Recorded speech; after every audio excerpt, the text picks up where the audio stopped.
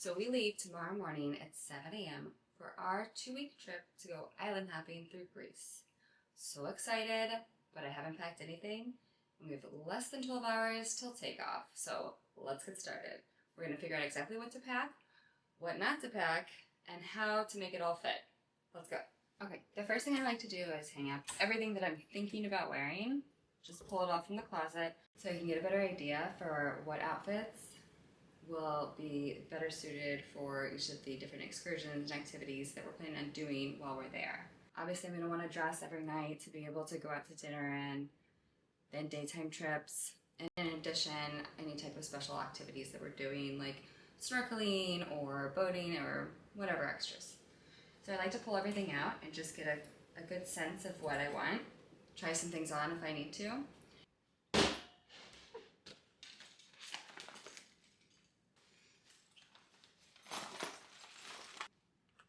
This is something that I heard about from another creator, and it's amazing. It's called a foldy. It's a bag that you can basically keep folded up inside your suitcase.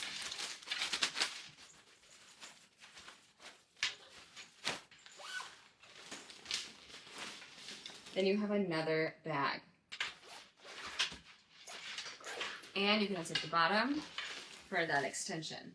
So now it's that much longer. Last time we went to Europe, we ended up having to throw away all of the souvenirs that we got from people at the airport because we anticipated that we'd be able to pick up an extra bag at some point before we got there, or that there'd be stores to shop at or somewhere you could buy a bag at the airport. That was not the case. It was a smaller airport and there was nothing. So we had ended up throwing away all the things that we had bought. So when I saw this foldy bag, I was so excited because I thought, this is perfect. I can finally have an extra bag on hand in case we decide to buy that much stuff that we need some more space, because we definitely never have room in our suitcases. I like to have a bag just for snacks and supplements. I keep all of our over-the-counter meds that we might need. The steamer is very compact and works great. So we always bring this when we're going to stay somewhere where we might not be able to have access. I just got these new vacuum seal bags. I always swear by using vacuum seal bags whenever you're leaving. I think it's a little rough on your clothes when you're flying to somewhere. That's why I use the packing cubes on the way there, because I feel like they're a little bit more organized and less likely to be as wrinkled.